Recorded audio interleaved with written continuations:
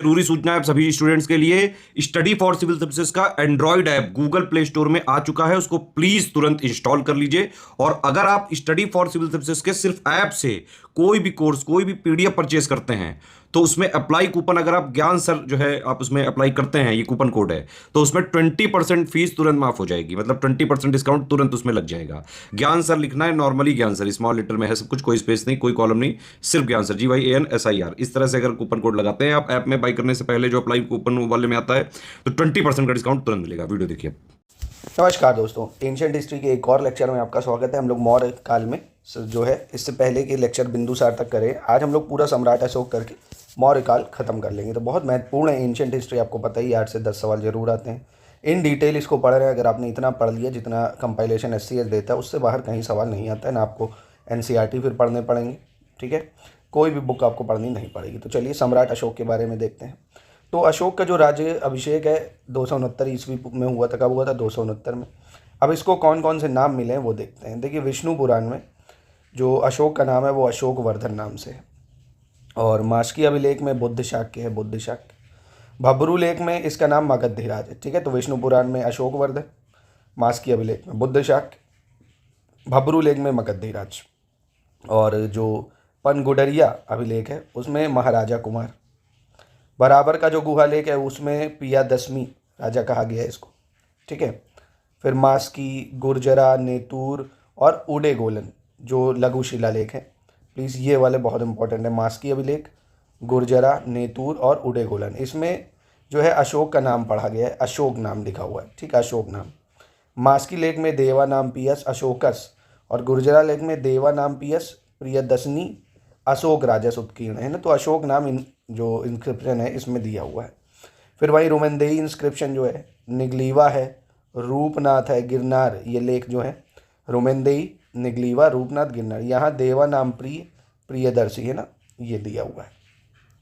और 12वें 13वें शिलालेख की बात करें, दीपवंश और महावंश में देवा नाम प्रिय और प्रियदर्शी उल्लेख है, ठीक है। तो प्लीज़ इसको आप याद कर सकते हो। अशोक के जो अभिलेख है इनको सर्वप्रथम 1837 में जो कलकत्ता टकसाल का अधिकारी था ना, कौन? जेम्स प्रिंसेप, इसने पढ़ा था। तो इतना याद रखो, जेम्स प्रिंसेप ने सबसे पहले इसके अभिलेख पढ़े थे। जेम्स प्रिंसेप ने ही पहली बार ब्राह्मी लिपि का जो है सफलतापूर्ण उद्वाचन किया था, यानी सबसे पहले ब्राह्मी लिपि इसी ने पढ़ी थी। फिर 1840 में नॉरिस ने प्रथम बार जो सहबाज गढ़ी का लेख था उसको पढ़ा, ठीक है। और 1840 में ही किट्टो ने भब्रू शिलालेख को पंडित कमलाकांत की सहायता से पढ़ा। भब्रू शिलालेख में अशोक ने त्रिरत्न में अपना विश्वास प्रकट किया है, तो आपको ये याद रखना है। अशोक ने त्रिरत्न के बारे में जो बताया वो किस में बताया था? भब्रू शिलालेख में, ठीक है। किसमें? भब्रू शिलालेख में। तो आपको ये याद रखना है। चलिए उसके बाद देखते हैं। चापड़ ही वह एकमात्र अभिलेख है जिसका नाम अशोक के ब्राह्मीगिरी, जाटिंग रामेश्वर और सिद्धपुर द्वितीय अभिलेख में मिलता है हमें, ठीक है। आपको ये याद रखना है। प्रथम शिलालेख गिरनार संस्करण और 13वां शिलालेख सहबाजगढ़ी संस्करण कहलाता है। अशोक ने सर्वप्रथम लघु शिलालेख, उसके बाद 14 प्रमुख शिलालेख जो दीर्घ शिलालेख थे, और अंत में 6 स्तंभ लेखों का निर्गत करा है। तो एक क्या करा अशोक ने? लघु शिलालेख पहले, फिर 14 इसके प्रमुख शिलालेख हैं, ठीक है। अशोक के शिलालेखों में प्राकृत भाषा के साथ 4 लिपियों का प्रयोग करा गया। भाषा कौन सी? याद रखना, प्राकृत, और लिपि 4 है, ब्राह्मी, खरोष्टी, अरमाइक, यूनानी, ठीक है। ये 4 जो है लिपियों का प्रयोग करा गया है। और अशोक के जो स्तंभ लेख है वो गुहा लेख में केवल ब्राह्मी लिपि और प्राकृत भाषा का प्रयोग हुआ है, ठीक है। सहबाजगढ़ी और मनसेरा की बात करें उसमें खरोष्टी लिपि का प्रयोग हुआ है। लगमान और तक्षशिला अभिलेख में अरमाइक लिपि का प्रयोग हुआ है, और कांधार का शेरकूना अभिलेख में यूनानी और अरमाइक लिपियों का प्रयोग हुआ। तो ये पूछता है आपसे एग्जाम में, आपको नोट करना पड़ेगा, ठीक है, कि कहाँ पे कौन सी लिपियों का प्रयोग करा गया है। अशोक पहला भारतीय शासक था जिसने अभिलेखों के सहारे प्रत्यक्ष रूप से अपनी प्रजा को संबोधित करा था। अभिलेख गढ़वा देता था जो भी कहना चाहता था। अभिलेखों को निर्गत करने की राजकीय परंपरा अशोक ने ही चालू करी थी। अशोक बौद्ध धर्म का महान समर्थक माना जाता है, और परंपरा के अनुसार, और जैसा कि महावंशा और दीपवंशा में भी उल्लेख है कि उसके जो भतीजे थे निग्रोध, उसने उसे बौद्ध धर्म की दीक्षित करवाई थी। मतलब बौद्ध धर्म की दीक्षा उसके भतीजे ने उसको दिलवाई थी। उसके शासनकाल के दौरान पहली बार बौद्ध धर्म भारत से बाहर भी पहुंचा था। उसके पुत्र महेंद्र और पुत्री संघमित्र को श्रीलंका भेजा था उसने बुद्ध के प्रचार के लिए, ठीक है। पुत्र महेंद्र, पुत्री संघमित्र। पाटलिपुत्र में तीसरी बौद्ध संगीति भी इसने आयोजित करवाई थी। अशोक का जो सागौरा नामक प्राचीनतम ज्ञात ताम्रपत्र है वो मौर्य अभिलेख है, जिसमें अकाल का भी जो राहत है उनके प्रयासों का उल्लेख दिया है। ठीक है, अशोक की नीति की आर्थिक परिणामों के कारण ही मौर्य साम्राज्य का पतन जो है वो अधिकांशतः उचित माना जाता है। ठीक, अशोक का धर्म परिवर्तन की बात करते हैं। देखिए, अशोक प्रारंभ में तो ब्राह्मण धर्म का ही अनुयायी था। बिंदुसार और अशोक के विषय में प्रचलित है कि वे नित्य 60,000 ब्राह्मणों को भोजन कराते थे। डेली 60,000 ब्राह्मणों को भोजन कराते थे ये लोग। और कल्हण अशोक को शिव का उपासक बताते हैं। और कलिंग युद्ध के बाद वह बौद्ध धर्म का अनुयायी बनता है, जब कलिंग युद्ध होता है उसके बाद। और वहीं सिंगली अनुश्रुतियाँ उसे बौद्ध धर्म में दीक्षित करने का श्रेय निग्रोध, जो कि उसका भतीजा, उसको देती है, जो 7 वर्ष की आयु में बुद्ध भिक्षु बन जाता है। ठीक है, उसके बाद जो मोगली पुत्र तिष्या, उसके प्रभाव से अशोक पूर्ण रूप से बुद्ध बन जाता है, जो तीसरी बौद्ध संगीति में प्रेसिडेंट भी बनता है।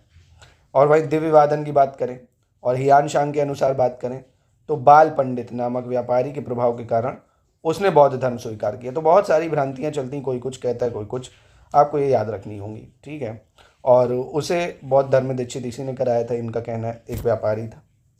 तो आपको ये याद रखना होगा। अब अशोक के शिलालेख हैं, इससे एग्जाम में सवाल बहुत बनते, तो ये बहुत ज़्यादा महत्वपूर्ण है कि किस शिलालेख में क्या है। ठीक है, तो इसको आपको लर्न करना होगा, बहुत ज़रूरी है ये। जैसे पहला शिलालेख है, इसमें पशु बलि की निंदा है, तो इसमें पूछ लेगा अशोक के किस शिलालेख में पशु बलि की निंदा करी गई है भाई, तो आप बता दोगे पहले शिलालेख में। दूसरे शिलालेख की बात करें, मनुष्य व पशु दोनों की चिकित्सा व्यवस्था का उल्लेख है, दोनों की चिकित्सा व्यवस्था का उल्लेख है। तीसरे में राजकीय अधिकारियों को यह आदेश है कि वे हर 5वें वर्ष के उपरांत दौरे पर जाएं। कुछ धार्मिक नियमों का भी उल्लेख करा गया है इसमें। चौथे शिलालेख में भेरी घोष की जगह धम्म घोष की घोषणा करी गई है। तो ऐसे पूछेगा धम्म की जो घोषणा है वो कहाँ करी गई है, चौथे में करी गई। 5वें में धर्म महामात्रों की नियुक्ति की जानकारी मिलती है, जो धर्म महामात्र होते हैं। 6ठे में मंत्री परिषद और पुलिसानी और पार्टी वटकस जैसे अधिकारी जो समाचार देते हैं, उनकी जो है नियुक्ति के बारे में बताया गया है। 7वें शिलालेख में जनता के लिए कल्याणकारी कार्य के साथ धार्मिक सहिष्णुता की बात न केवल अपने राज्य में बल्कि चोल पांड्यों के पड़ोसी राज्यों में भी इसने मेंशन करवाई थी। 8वें शिलालेख में शाही विचार यात्रा को धम्म यात्राओं द्वारा प्रतिस्थापित किया जाएगा। जो शाही यात्रा होती थी उनकी जगह धम्म यात्रा होगी। और अशोक स्वयं बोधगया के संबोधि गए थे। 9वें शिलालेख में इसमें सच्ची भेंट और सच्चे शिष्टाचार का उल्लेख है। 10वें शिलालेख में इसमें अशोक ने आदेश दिया है कि राजा तथा उच्च अधिकारी हमेशा प्रजा के हित में सोचें। क्या? राजा और जो अधिकारी हैं प्रजा के हित में सोचें। 11वें शिलालेख में धम्म की व्याख्या की गई, सबसे इंपॉर्टेंट है, पूछेगा धम्म की व्याख्या किसमें की गई है, 11वें शिलालेख में करी गई है। और वहीं 12वें शिलालेख में स्त्री महामंत्रों की नियुक्ति एवं सभी प्रकार के धर्मों का सम्मान करने और इनके प्रति सद्भाव रखने की बात कही गई है ना। तो धर्म के प्रति सद्भाव रखने की जो बात है वो किसमें, 12वें शिलालेख में करी गई है। और फिर 13वें शिलालेख जो कि और ज़्यादा महत्वपूर्ण है, क्यों? क्योंकि इसमें कलिंग युद्ध का वर्णन है। किसका वर्णन है? कलिंग युद्ध, जो कि सबसे महत्वपूर्ण, जहाँ से बुद्ध का जो है जीवन में परिवर्तन हुआ, कलिंग युद्ध का वर्णन। और 14वें में अशोक ने जनता को धार्मिक जीवन बिताने के लिए प्रेरित करा है। क्या करने के लिए? धार्मिक जीवन बिताने के लिए। फिर ये अशोक के अभिलेख है, किसने किसकी खोज की, जैसे बराबर और नागार्जुनी गुफा, इसकी खोज हैरिंगटन ने करी थी। इलाहाबाद स्तंभलेख की खोज बर्ट ने करी, भाई टाइम भी देख सकते हो।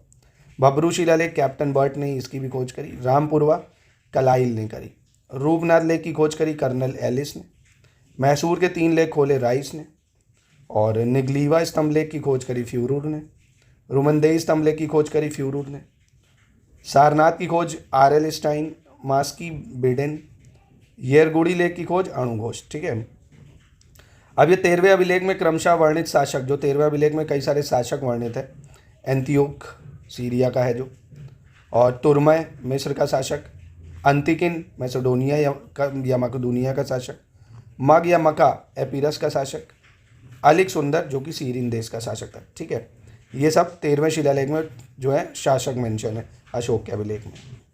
अभिलेखों के आधार पर अशोक की जो उपलब्धियां हैं वो क्या हैं? 8वें वर्ष कलिंग विजय करी उसने, ये 13वें शिलालेख में लिखा है। 10वें वर्ष जो है बोधगया की यात्रा और धम्म यात्रा का प्रचलन किया, ये 8वें शिलालेख में है। ठीक है, तो ये शिलालेख हम लोग देख चुके हैं, ये वही है। शिलालेख लघु शिलालेख में अशोक के व्यक्तिगत जीवन की जानकारी मिलती है हमें। जैसे लघु शिलालेख कहाँ कहाँ है, ये वो है।